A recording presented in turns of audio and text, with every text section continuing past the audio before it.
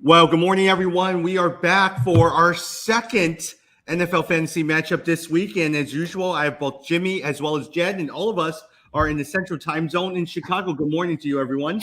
Good morning. Morning. Hey, before we jump into news and notes, yesterday's game, Thursday Night Football, right?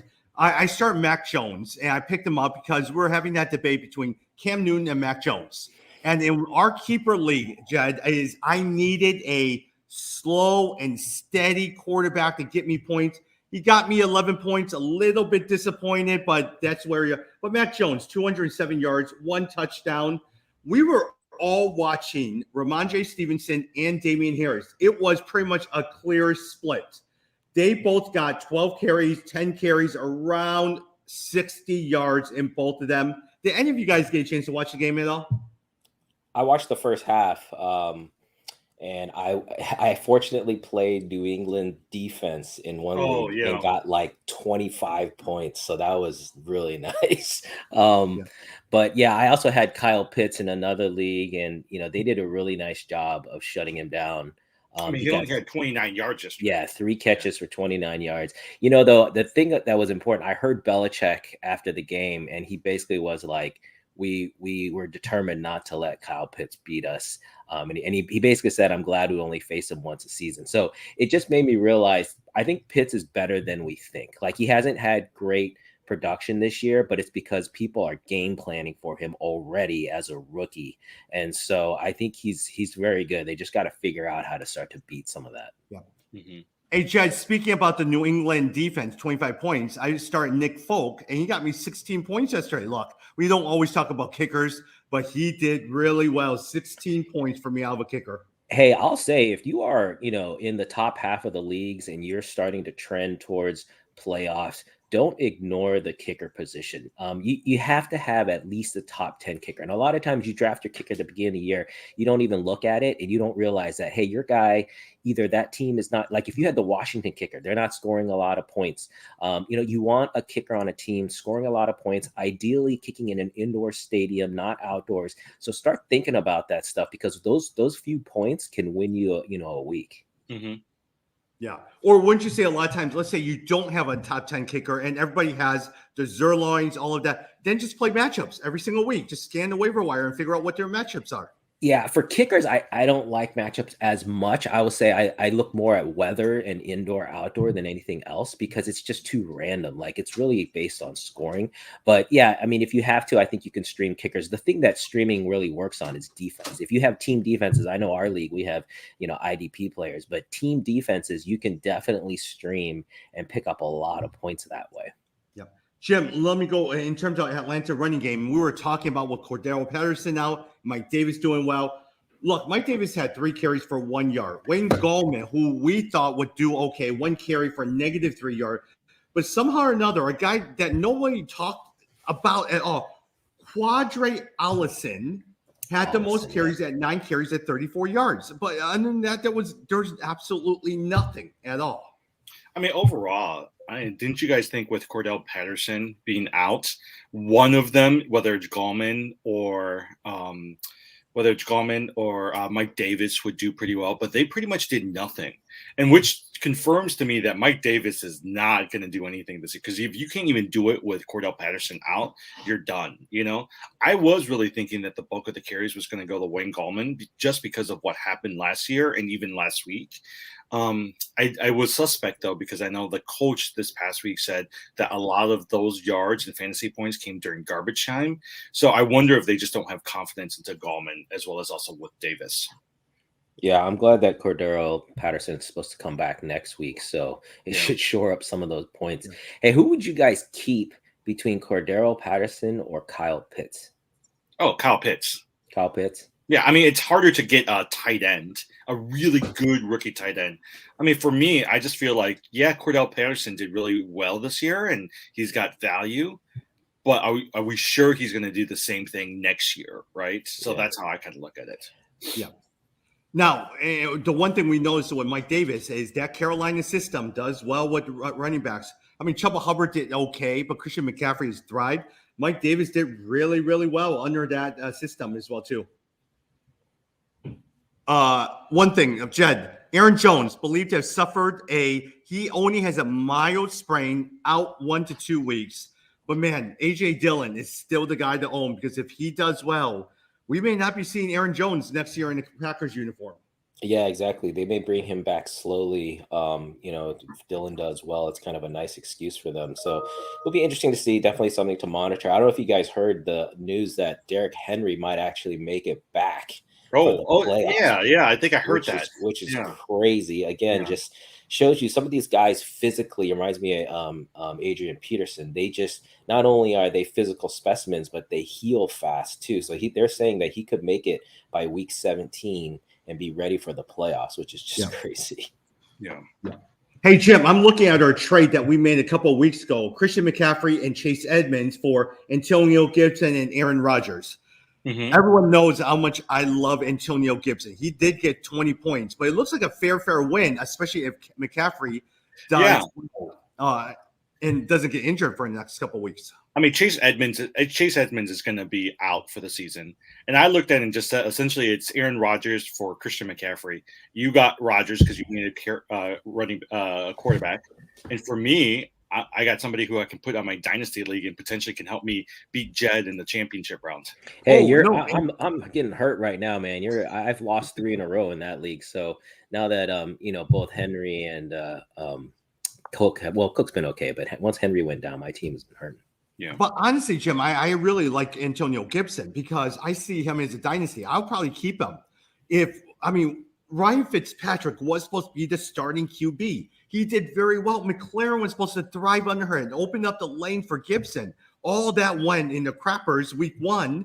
Tyler Heineke has been okay, but people have struggled. And then he got that shin injury as well, too. I still have high hopes in Antonio Gibson. Did you hear the rumors? I don't even know if it's true, but did you hear the rumors that Washington wants to go after Deshaun Watson in the offseason?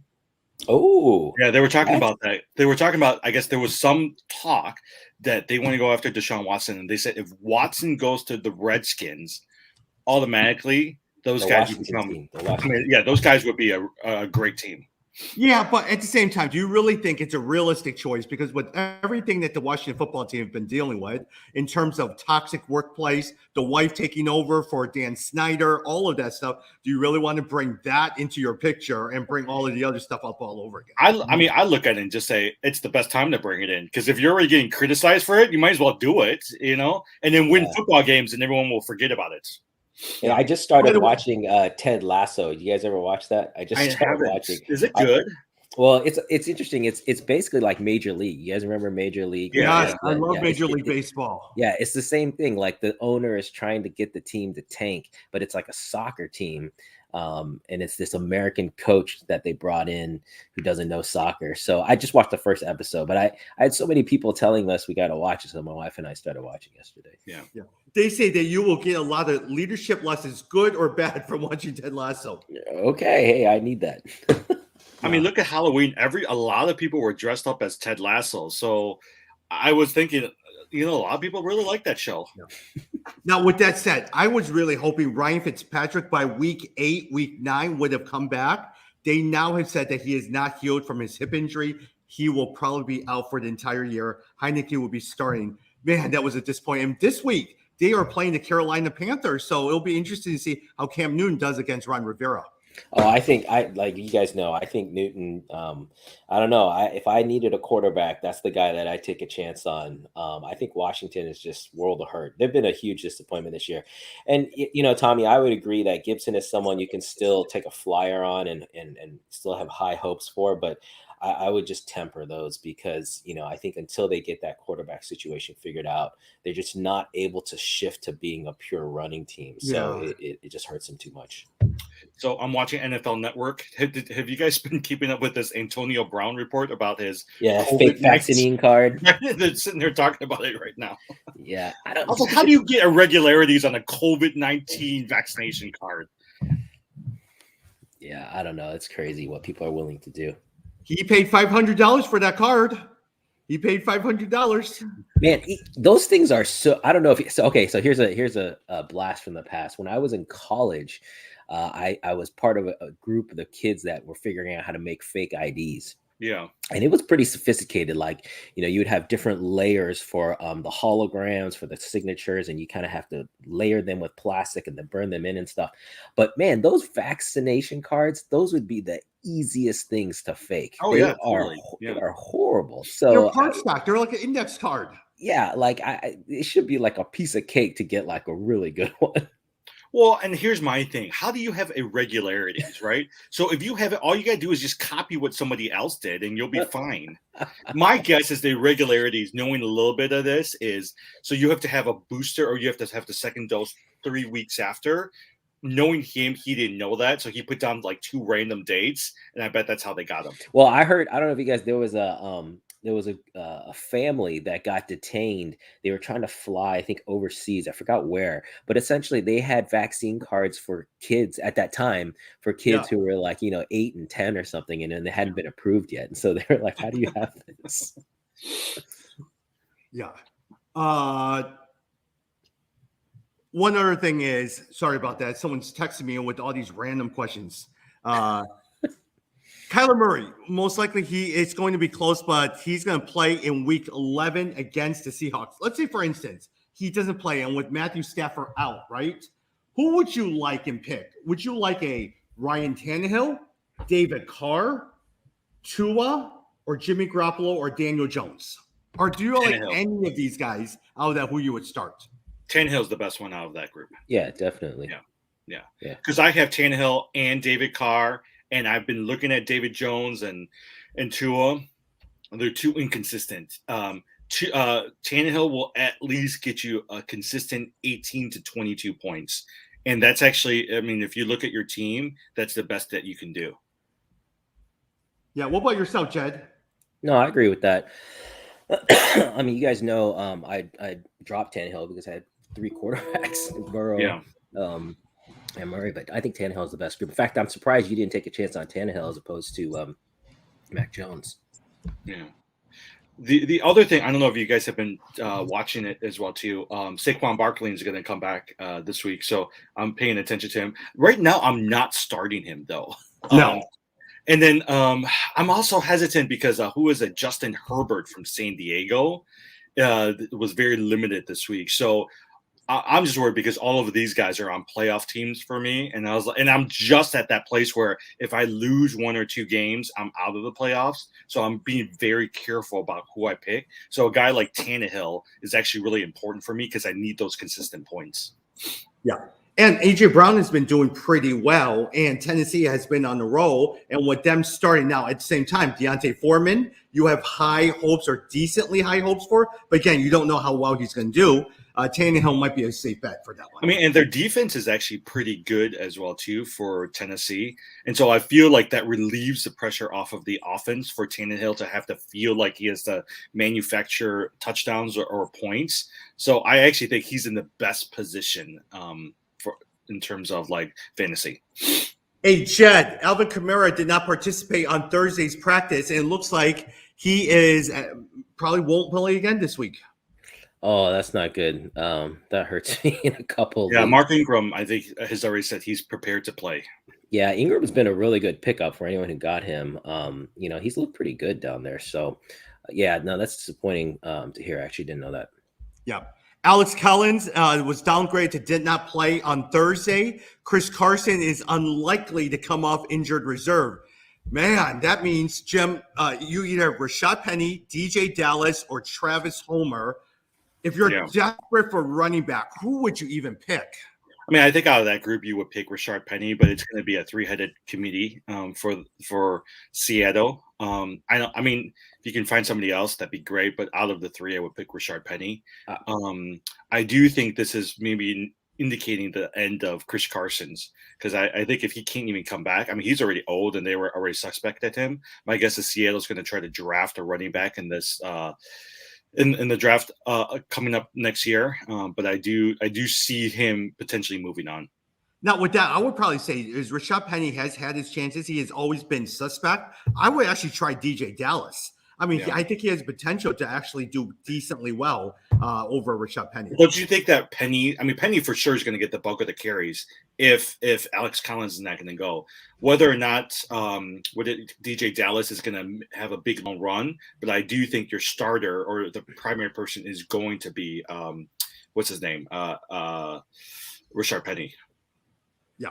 Hey, Jed, Elijah Mitchell, broken finger. Here's the problem with Elijah Mitchell that we've seen.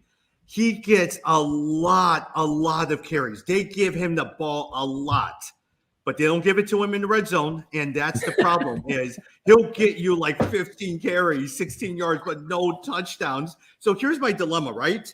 I have to play either James Robinson, Elijah Mitchell, or Antonio Gibson. Who would you pick? Ooh, it's between Antonio Gibson and James Robinson. James Robinson, yeah. And actually, I think I'd go with James Robinson actually over San Francisco. They're playing San Francisco. Yeah, I know they're playing San Francisco, but just that he's going to be the featured guy no matter what. He's going to get more carries. He's going to get the goal line carries. Gibson had a really good week last week though, so that's the only thing that's giving me pause. But as we just talked about, Washington without solid quarterback play. Yeah. I think Carolina's going to jump on them too. I think they're going to be coming from behind. The Jags, man, don't sleep on the Jags. They've been playing really well the last few weeks. They've almost had some pretty big upsets. Obviously got their first win. So, that could continue against the 49ers. I mean, I like James Robinson. He's actually pretty good. I mean, and honestly, he's again consistent 17 to 25 points. And so I like that with Gibson, you never know if he'll score 3 touchdowns or he'll only run for like 30 yards. So for me, I mean, in these days right now, especially as you're heading into the playoffs, consistency is the key in terms of who you play. Yeah. Hey, Jim, let me ask you a quick question. Jed, one of our guys that Jimmy and I are in the league with, he was telling us over dinner this past weekend that he stockpiled all of the tight ends. I was wondering, why does he have 4 tight ends? He purposely stockpiled the tight end so none of us would have it. So now, look, my tight end is Mo Alley-Cox. All right, he stinks. Yeah, I think we'll know him. He's our friend Arnold, and he took all of the tight. And okay, so I'm trying to trade for a tight end, and all people will trade a tight end for is a Justin Jefferson, a CeeDee Lamb, or a Devontae. And I was like, I'm not trading any of those people for your tight end. Hey, you know what? I like that strategy, but I'll say on a week-to-week basis. So I've done it where I looked ahead to the matchup against my opponent, and I knew that their tight end was on a bye week, so I knew they'd be picking up a tight end. So then I picked up like the top 2 guys so that they would have to go and get like a Mo Alley-Cox as their tight end. So I've done that before, but never for a whole season. That's a pretty tough task for the whole season. And another guy in our league, he has Kyle Pitts and TJ Hawkinson. So I've been trying to get TJ Hawkinson, our friend Jalen. He will not trade unless it's McLaren. He says, I'll give it to you for McLaren. I said, I'm not giving you Hawkinson for McLaren. That's crazy. He was telling me he needs a wide receiver, and he's holding out, hoping that someone will give him a wide receiver. I also told Jalen, you're in last place. I don't know what you're waiting for, but he thinks he can come back. Okay, so Jim, if I have Mo Alley-Cox, who is a better option if you look at it? Is it Uzoma, Everett, or Austin Hooper, or Theo Jones? I'm just thinking, right? I don't know. I mean, I still think if I were to choose, it would be Mo Alley-Cox or it'll be Uzoma. The problem with all of that group of tight ends, the only value is if they score touchdowns. And so in any given week, they might score a touchdown, but they're not going to be consistent. You're just hoping that they'll score at least one touchdown to make it worth the day. My problem with Mo Alley-Cox the last couple of weeks, 1 point, 3 point. Oh my gosh, he's terrible. Yeah. I wouldn't. So I would pick based on the defenses they're playing. So Mo Alley-Cox, the Colts are playing the Bills. That's pretty tough. Whereas the Browns are playing the Lions. So I think Austin Hooper might be your best bet there. Who's Cincinnati playing this week? Do you remember? Oh, they're playing Las Vegas. Yes. Yeah. I don't know. I would go. I think if I roll the dice, I would go with Uzoma. Yeah, Uzuma's not a bad bet either. I was just going to say that too, because there's going to be, I expect that game to have a lot of points. That Bengals Raiders game is a really interesting one. And then the other big one, I think, is the Cowboys Chiefs, man. The Cowboys Chiefs both came off of 40+ point games. It'll be interesting to see if their offenses can keep clicking like that. We'll see. Yeah. Hey, Jed, Nick Chubb is trending in the right direction for Week 11 return. If that's the case, you're starting Dearness Johnson this week. I'm still starting him. I think he showed you his value, and we know that the second back in Cleveland can get points, and they have a two-headed. It's not a committee per se because they definitely will lean on Chubb, but there's enough to go around. Especially if you expect the Browns to blow out the Lions, then expect them to sit Chubb a little bit and still lean more on their second back being Dearness Johnson. So I would still play him. Yeah, but it really does show that you can find running backs anywhere. There are so many no-name running backs, Dearness Johnson, Ramondre Stevenson. You could easily get them, especially for NFLT, in a trade for a third round or fourth round and get a decent running back. Look at Elijah Mitchell over coming Trey Sermon. Jed, my only hesitation about Dearness Johnson is Baker Mayfield is hobbled. He has no receiving cores outside of Jarvis Landry. You're coming back with a Nick Chubb who is just, had a week off and coming back from a serious injury. And so I sometimes feel like they're going to just let Baker try to beat them, even though he's hobbled, and they're going to really put a stop to the running backs. That's my thought. That's one of the reasons why if I have a better backup running back than Dearness Johnson, I'll find him. And I mean, you're just hoping Kareem Hunt's going to come back. I mean, he was supposed to get off the IR last week, but for some reason he has not come back. Latest update on Kareem Hunt. He definitely is out in Week 11, but Coach Kevin Stefanski says he's close. So my trade, just so you guys know, I just traded Kareem Hunt for Mike Williams. So I got Mike Williams and I traded away Kareem Hunt. I don't know if it's good, but I'm just rolling the dice on Mike Williams. Yeah, I've got Williams playing this week. He's been he's just been hurting the last few weeks. He's just so inconsistent. But the Chargers, I mean, Justin Herbert really has had a up and down season, so he just hasn't been consistent. The other guy I'll mention though, Tony Pollard. I was just looking at our league, like who's available. Tony Pollard's still available out there, and Zach Moss. Those are both decent pickups. Zach Moss, you're hoping for a goal line pickup. Tony Pollard, you're still going to get some carries there, especially on third down. So, and that, as I said, that's going to be a high scoring game. So Tony Pollard might be the way to go there. Yeah. A couple of news for you guys to pay attention to. Allen Robinson did not practice Thursday for the second consecutive day. He has a hamstring. But again, Darnell Mooney now is a wide receiver to own in that one. Rob Gronkowski was a full participant in Thursday's practice. He's slated to play this week. Logan Thomas remains sidelined on Thursday, still without timetable to return. Ben Roethlisberger, COVID-19, did not play last week, is preparing like he's going to play. He has to continue to make sure that he tests negative on his COVID test. And Clyde Edwards-Helaire, it looks like he probably won't come in until week 13. Oh, wow. I did not know that about Helaire. So yesterday I was thinking Helaire was going to end up playing, and so that's why I didn't play Darrell Williams, and I played Harris instead for New England. Should have really kept up with the news. Yeah. Hey, also, guys, one other thing. Joe Burrow or Justin Herbert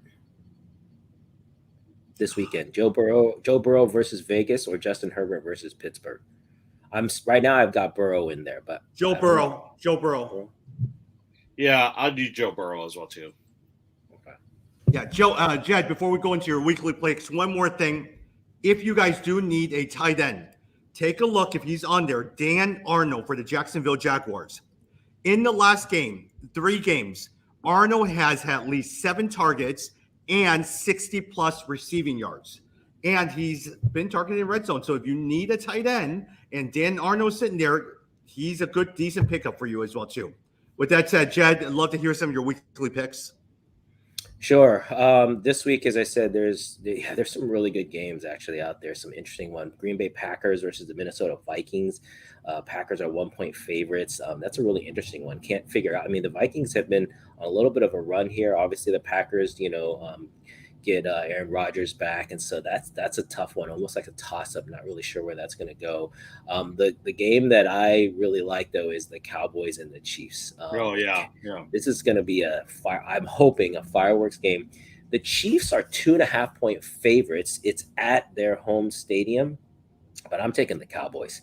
I think Really? You don't think the Chiefs are going to continue the momentum from last week? No, because I think the Cowboys defense is better than the Chiefs defense is the bottom line. I don't think the Chiefs can stop the run game of the Cowboys, and I think the Cowboys will control clock. And I think unfortunately that Mahomes this season has just been not good for him. So I'm expecting some of that inconsistency to show up, and maybe another pick for your guy on the Cowboys. Ty Diggs. Yeah, for Ty Diggs. So no, I'm taking the Cowboys here. They're 2.5-point underdogs. That's my pick for the week. Yeah, got it. Hey, Jim, just so you know, the teams that are by Rams, so you're losing Matthew Stafford, Darrell Henderson, Cooper Kupp, Odell Beckham, Tyler Higbee. Broncos, you're losing Melvin Gordon, Javonte Williams, Cortland Sutton, Jared Judy, Noah Fant. Jim, here's a question. If you're desperate, I know a lot of times Chase Edmonds is out, James Conner is there. What do you think about Eno Benjamin from Arizona? Yeah. He had 6 carries, 1 target in week 10. Somewhat involved with, and look, he might be a good fill-in, especially with James Conner, and might be a great guy out of the backfield too.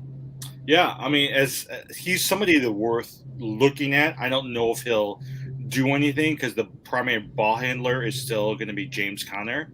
But I look at it and say, if I'm in a dynasty league, these are some of the people I want to take a look at, especially if I have space on my bench, is a guy like Eno Benjamin. Yeah. Hey, Jed, I want to actually take a look at and get your thoughts on the Washington football team against the Carolina Panthers. Washington 3-6, Panthers 5-5. Cam Newton's probably going to start the games. The Panthers have allowed the 10th fewest points to running backs. So we were just talking about that. Antonio Gibson, J.D. McKissick, is any of those guys someone that you're really be able to look at as with high confidence this week? Not high confidence. I mean, if he's a flex, like taking a chance on Gibson is not a bad idea. But yeah, like you said, this is going to be. I think Carolina is going to win this game. If I had to pick, that's where I would go. I think the team is probably rejuvenated with Cam Newton back. They just came off of a win. Christian McCaffrey's been doing well. Oh, and Robbie Anderson, by the way, let's get that pickup. If I think he's going to continue. I think you're going to see him continue to do well if you need a wide receiver. So I expect Carolina to win. But Antonio Gibson, I mean, the talent, if that's going into your flex or if you're desperate for, you're looking for a running back, you can get at Antonio Gibson. That's not bad at all. Yeah. If you need somebody to sit there as a flex player, Robbie Anderson might be a decent pickup as well, too. Jim, I want to take a look at Browns 5-5 against the Lions 0-5. The reason I'm not even talking about the Lions, because we all know the only one you're looking at is DeAndre Swift and TJ Hawkinson. We just finished talking about Dearness Johnson and Nick Chubb. The one that I want to talk with you about, in light of the fact that Baker Mayfield might not play, Donovan Peoples-Jones, 12 plus fantasy points in 3 of the last 4 games. Mm-hmm. They're playing against the Detroit Lions. You look at him. Yeah, I mean, I think I would consider him. The thing that, and I was just reading about Baker Mayfield. He's so limited. They were saying that if they had a decent number 2 quarterback, he wouldn't even be playing. And so my only hesitation in starting somebody like a Peoples-Jones is whether or not Mayfield can even get him the ball. So I'm not sure about that. I'll play Jarvis Landry, but I just don't think. I think here's what's going on with Mayfield. He's injured. He wants to get his contract for next year.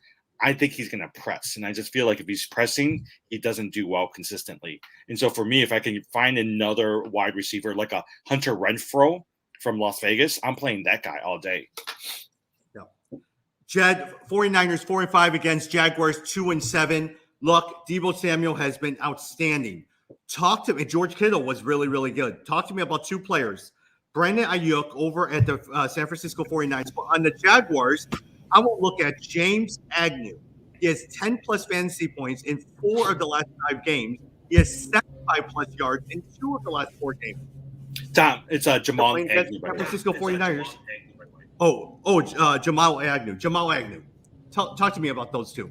Yeah, so I think Agnew, it goes along with the rise of Trevor Lawrence. People have, I think, slept on Trevor Lawrence. And again, if you're in a keeper league, This is a situation where you got to kind of see where you're at, because if let's say you're in the bottom half and you're starting to figure out whether that you're not going to make the playoffs, you need to start thinking towards the next season. And I think Trevor Lawrence is the kind of guy you might want to take a flyer on. This guy is turning things around. There's a lot of people who still think that he has shown that he has the talent and the skills to justify that number one role. So I think that's why you're seeing improvement across the board on the passing game.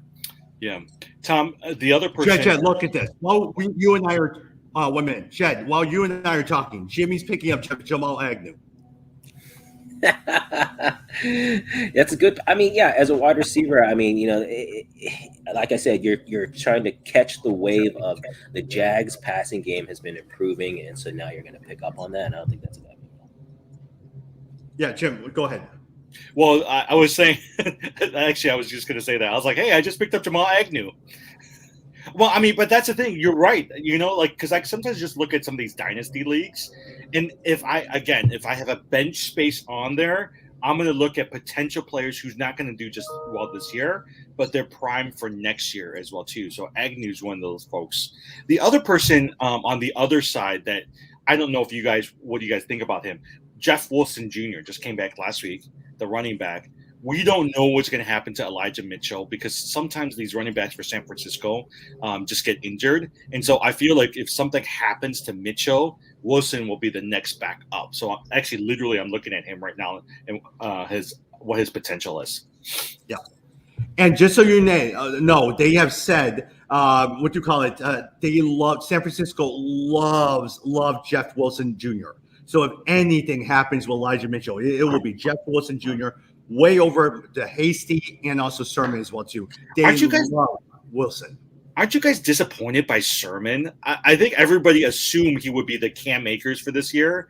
I mean, he has not registered anything at all. I mean, he did play a couple games, which means that he's screwing up pass protection. Like he is not able to pick up pass protection, which is really disappointing, because that, to me, that just comes down to practice, reps, memorization and stuff. So they're not, so it's definitely disappointing, because it feels like, as far as the actual running, that he has the ability. So that's pretty good. Yeah. Hey, did you guys just see this weird note that came up in Yahoo Fantasy? I don't know if you saw this. It said they updated the position eligibility for Godwin Igwebuike of the Detroit Lions. He went from a defensive position to running back. Oh, really? Isn't that weird? I was like, I've never heard of that. That's like such a weird change. How do you spell his last name? Igwebuike. Oh, okay, I see Detroit Lions. Oh, yeah. Because he scores his first career TD on a 42-yard rush. I was like, that's kind of cool. Hey, a couple games before we wrap up, Jed, I want to talk to you about the Ravens versus the Bears. Lamar Jackson has been sick, and look, I mean, most likely he'll play, but let's see how well he does. But Darnell Mooney, are you starting him? Is he in your flex player, at least a flex player? Are you? Week? Definitely a flex play. And Tommy, I'll be honest, and I'm breaking my rule here. I didn't pick them for my picks because I didn't want to jinx them, because I think that Justin Fields still has his signature game in him. I think this weekend could be it. The stars are lining up. Lamar Jackson is not feeling great coming in. They're playing at home. The weather is a little bit cool. I think it's perfect. Justin Fields is familiar from his Ohio State days. He knows he needs to try. He's been getting better each week. I think this could be Baltimore is so up and down. This could be the week that he pulls out a signature win. So, if you've got Mooney, put him in there. I think they have a chance to win this week. They're 4-point underdogs. Jim, last question of the day before I want to ask your opinion about NBA basketball. Steelers against the Chargers. Look, we know about Deontay Johnson. If Big Ben plays, Chase Claypool, are you even starting him in your flexes? I would consider it. One of the things I've noticed is actually a lot of people have dropped Chase Claypool, and he's available on quite a few wires. And so I think he's actually a pretty good pickup. Whether or not I'm going to start him, I think that's another question. But I do think if Roethlisberger is playing, I will seriously consider him. If Mason Rudolph is playing, I will not start him, because I think the only relevant players at that point might be Najee Harris, and then also Deontay Johnson. Now, I do hope that Roethlisberger plays because I got that tight end, and he does really well when Roethlisberger plays. Got it. Hey, Jed, any last thoughts? Jim, any last thoughts before we wrap up here? On football or something else? Football, before we move to something else. Okay. No, I'm good with football. I got something else, though. Crypto? Crypto. Crypto. What's something else? No, Tommy's keeps telling me to go buy Roblox. And I bought, I didn't buy a lot of shares. I bought 15 shares of Roblox. And this is actually like really done well this week. I was like, it's up another 5% in early day trading. I didn't realize they were public. Yeah, They are Roblox public. is public. Yep. And Tommy keeps saying that we should buy it. So Man, my kids, they love Roblox. They play it all the time. Oh, Tommy, you know how you were asking about a church in Roblox? My kids told me there's already one out there. There's one in there. It looks like there's a whole bunch of them. Yeah, and they've been, and there's one or two that have been around for a long time. Yeah. What about basketball? In light of all of the injuries, Doncic is out, Allen is out, Mobley is out, Anunoby is out. There's a lot of injury. Oladipo is still out. All of that. Klay Thompson is nearing a return. Who are some of the players that you guys are looking at on the waiver wire? Is it Karis LeVert I've been seeing on the waiver wire? What are some of the things that you guys are looking at in terms of players? I'm pulling it up right now. Yeah, me too. But I was going to say I'm in first place, so I ain't looking too hard. Got it. Well, hey, go ahead, Jim. The person who Tommy was because I picked him up, and so I have him in one team, but I picked him up. Dort from Oklahoma, the Thunder. He's actually really good. I'm looking at his just yesterday's game against Houston. He had 34 points, 8 rebounds, and 2 assists. Yep. He's actually like I'm glad I got him because I was like, oh, he's pretty good. Yeah. Dort has been really well. He's your second scorer after Alexander. My problem is on my other league, it was between Dort and Karis LeVert. I did not drop Karis LeVert because I remember last year when I did drop him and he did great. And they do need a primary scorer after Sabonis. Well, Brogdon is there as well too. But I am regretting Dort. Yeah. The other person that I think is gaining speed if you need some good rebounds and good free throw percentage, Larry Nance with the Trailblazers. He came over from Cleveland this past offseason, and he struggled early on trying to figure out what his role is. But the last few games, he's done really well. And Chauncey Billups, the coach, has said that he's going to give him more minutes. Yep. So I actually think that he's a pretty decent pickup for some people.